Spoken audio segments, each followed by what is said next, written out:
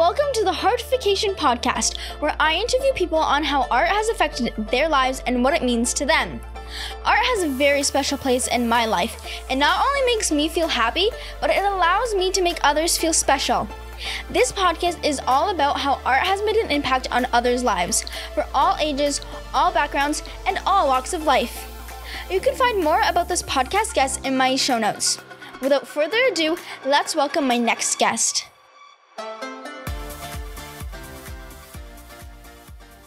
She is an entrepreneur, brand specialist, sales rep, and real estate professional. Please welcome my next guest, Lisa Patel.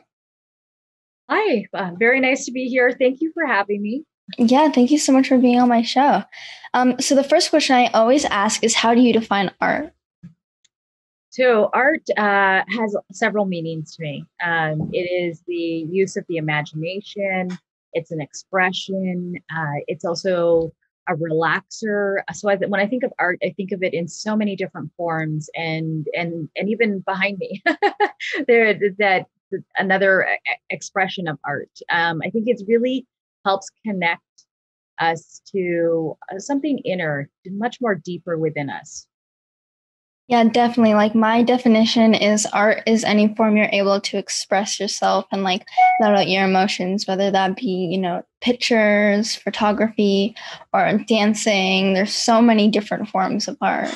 I actually forgot about that piece of the dancing element. And that's a big one because movement is so important for the body. And that's true. And we do love, we all love to move, but at the same time, enjoy performances of art. Yeah. Yeah. And what art forms are you exposed to? Pretty much everything. So I love sculptures, for example. So I have a real passion for museums. I love drawings. They really tell a story. And even writing. Writing is such a beautiful element to that whole piece. There's just so many things. Even decorative pieces remind you of something, or you create a story with it. So there's so many different elements to art that stand out to me. Yeah, definitely. And I totally agree with you, how art telling a story. And I also think it reflects the painter, for example, visual art, the painter's, personality. All my paintings are painted with bright colors and yellows and pinks. I don't really paint with, darker colors. I usually like to be bright and vivid. So I think that, reflects my personality, which I think is a good thing if you look at a piece and you can kind of connect with the artist. Absolutely. I agree with you. It's actually, I think that's the fun part is when you get it to go into your own pieces and to make that time to really express yourself. I mean, it's almost like your soul is speaking to you. Yeah, definitely. And how do you think that creativity and real estate are linked? You know what? I will use my brand as an example. So my brand was originally called Property Princess. And when I created this brand, actually it was a client that named it, but the vision that I had for this brand was a cartoon character.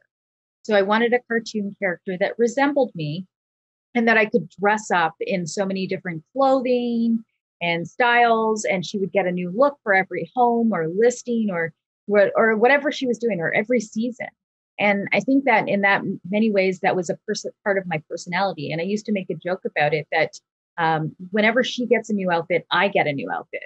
And so, I mean, I added the fashion piece in there. I added things that I loved. I like talking about the season, so I gave her a new look for the season. So when I think about real estate, a lot of art comes from imagination and really bringing out your creative element. So in real estate, we do the same thing. We're creating stories all the time. We're opening up new chapters for people, helping them through the guide of their journey. So a lot of that is starting from, what does that look like? What does that end goal look like? And how do we get there? And it's creating those steps through the process. So you're using your imagination, you're still writing it out, and as well as visualizing it. And then the fun part about real estate is in having a business of your own, you get to create whatever you want. And in my case, it was Property Princess. So it was taking that cartoon. And then, a couple of years later, I took the cartoon and made her more of a symbol. and put her into a triangle, which symbolizes like the whole unity of life.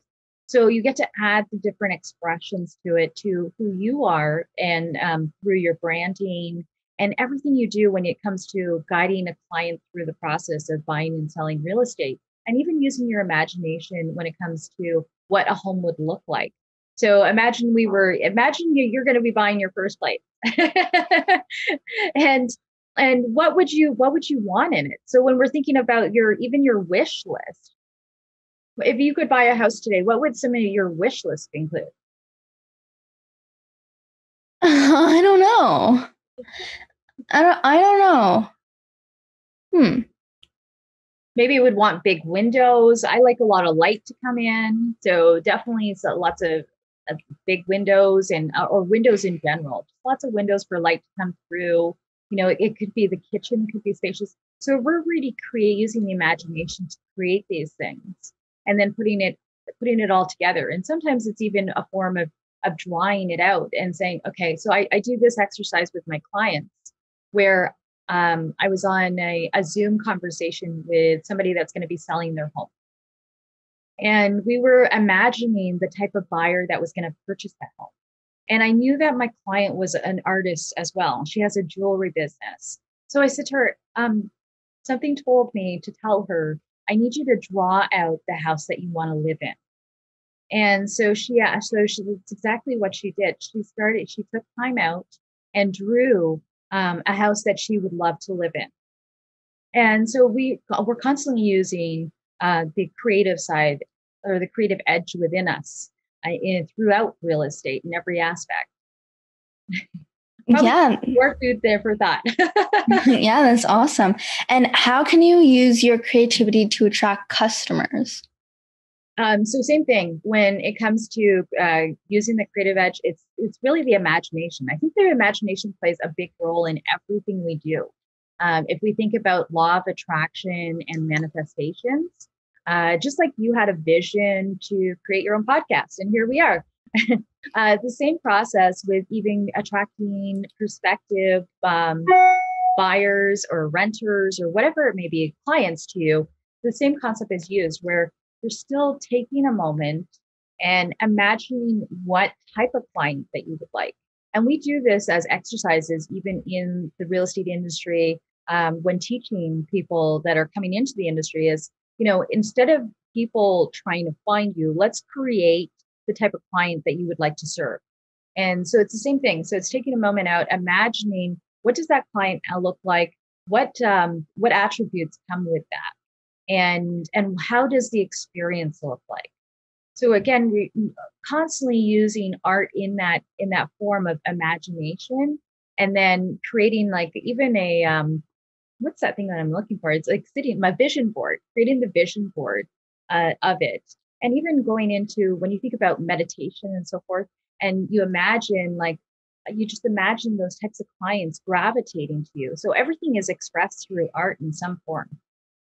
Yeah, definitely. I think, using your imagination and creativity is really important in business. So, you kind of stick out from all the other businesses. If everyone did everything the same way and all had the same ideas and didn't use, their imagination, everything would just be the same. No one would be interested. But I think it's the imagination and your creativity and your personality that really, gets the attention of customers. 100%. I agree with you. Yes. And it's funny because everything all comes from thought. So it's deeply rooted within our subconscious and our conscious brain. And I think that's where art plays the bigger role, because then you get to take a paper and express it, right, in so many different forms. Or even taking, so I love with my nephews, they love, of course, Play-Doh. So it's even taking Play-Doh or Lego and forming all kinds of neat things, right? Just through the imagination. Yeah. And it's amazing how, your imagination can actually, make up so many different things. I agree. Yeah. Is there something cool that you're working on with your imagination right now? Not at this moment, but when I do, kind of plan out my paintings, I picture an image in my mind. and it all has like different components of it. Sometimes I'll get inspired from another painting I've seen that like maybe the trees inspired me and I want to do that type of tree. Or, I've just, gone on a drive on the school bus and I'll see something and, that'll be incorporated. So I think that my imagination plays a big role in me creating my paintings. And another piece that you just reminded me as you were stating that, and I was thinking about it, as you said, tree.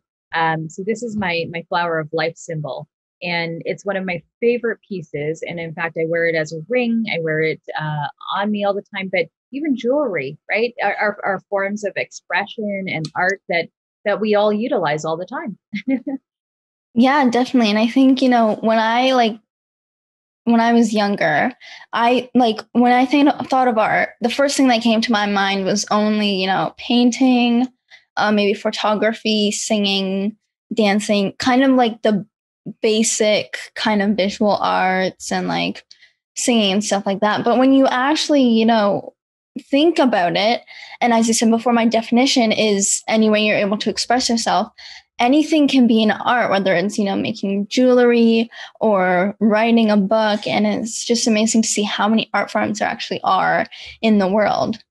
I think we've just done that, right? We've now like brainstormed even more ideas of art. So it's amazing that, because as I thought about art and I was thinking about this interview, the first things that always come to my mind are paintings and drawings or sculptures. But you're right. You brought up two important ones, like to the fact of dance and movement and jewelry. So I think the list is endless.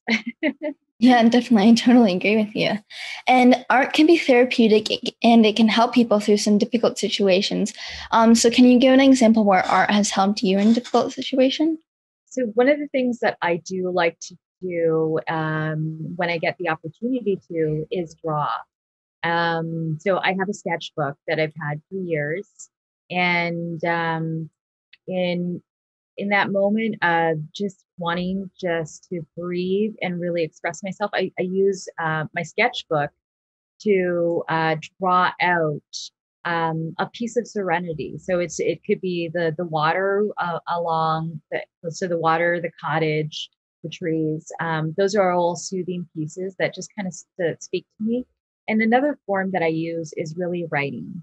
I love journaling every day, but I don't have a long time to journal just because of my time frames. But when I do have that time to unwind and really relax my brain, I use writing as my expression. And I like to release whatever thoughts are in there, as well as just kind of share all kinds of stories or ideas that are flooding through the brain. Yeah, definitely. I think it's really important to sometimes, just sit down and express yourself. And I talked to Mark Metry, and he was saying that there was this one day, and he just, sat on his bathroom floor. And he's just like really sad. He didn't know what to do, so he just started to write a song. And I think after like 2 hours, he listened to his song, and he's like, "Oh, that's what I was feeling. That's what I was trying to say." So I think it's really important to just sit down and just like take a break from everything you're doing and just express yourself in whatever form you like, whether it's journaling or writing a song or painting. Poetry, I agree. Yes. So all of those are amazing, and I find I find them so therapeutic, and in that perspective, because whatever it's all tensions within the body, right? That are just sitting there because we haven't released it, and once you get it onto paper or whatever it is, or a brush, it changes something about your mood overall, right? And then you get a different perspective. It's almost like you're shown another light. Yeah, definitely. And are you attracted to any particular artist? So when I was a kid, I was very attracted to the Group of Seven, and I still am. And my parents were entrepreneurs, and they owned a business. They owned a lot of businesses, but one in particular, we had an employee. His name was Gary, and Gary's partner owned the Group of Seven studio. So it was very cool because I got the opportunity to see that studio as a kid. So I'm always very attracted every time I see the group of seven. Yeah, that's awesome. And are you attracted to any particular art form? Ooh, that's a tough one. No, because we just named off all of them. So I'm one of those that like that just love everything that we have in our lives. So I'm so grateful. You know, you brought up movement and dance, and I mean that stood out to me. I love poetry, and I love sculpting. I was going to take classes and haven't had an opportunity, and of course, because we were in the pandemic, that didn't happen. But I'm pretty much into everything element. Yeah, like I'm the same. I can't really like pinpoint one person or like one form of art that I'm attracted to. I just, like everything and like I like different types of songs and different pieces by different people. So like you, I can't really, name one particular thing. Now, I know you've had a series of questions for me, but I have one for you now that you brought that one to my attention. And Yeah, that's sure. your beautiful art pieces. And I'm assuming those are the ones that are behind you. Yeah. What are you going to do knowing that you have this beautiful gift to paint?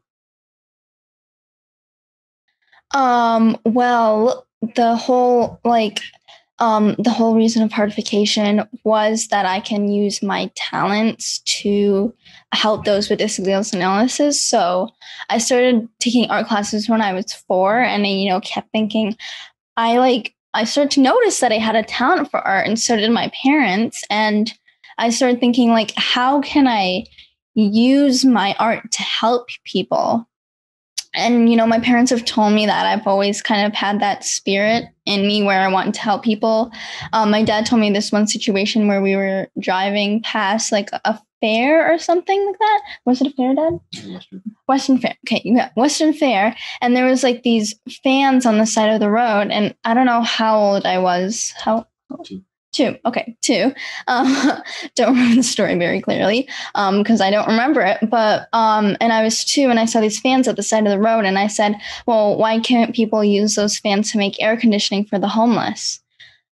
So my parents have always told me that I've had kind of that, like, I don't like the personality of helping people, and I wanted to help people using my art.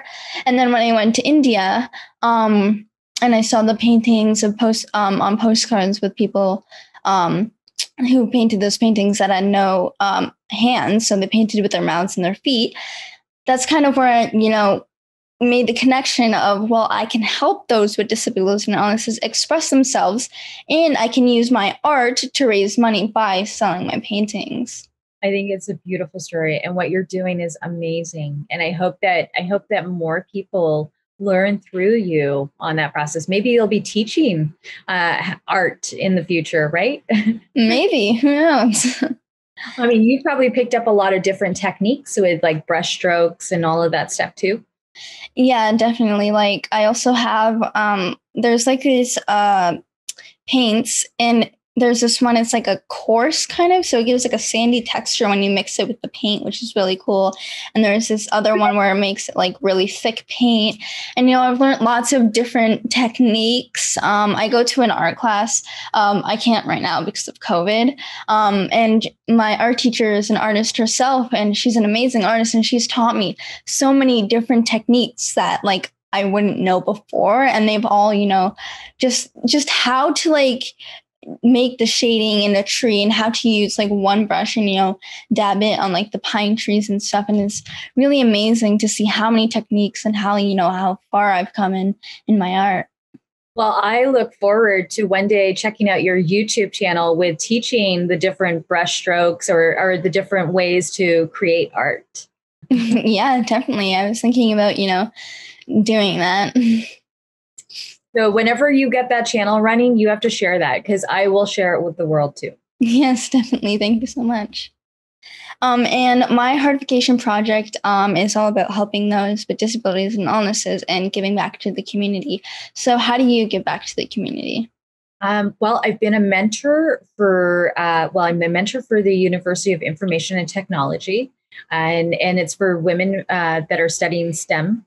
And so I get to be a role model as well as be there as their guide and support. So, which is a lot of fun because I've developed this really neat relationship and get to watch them in their journey as they develop their career. And then, of course, I've also been a mentor for the last 15 years with Canada Youth and Business Foundation, which is now called Futurepreneur.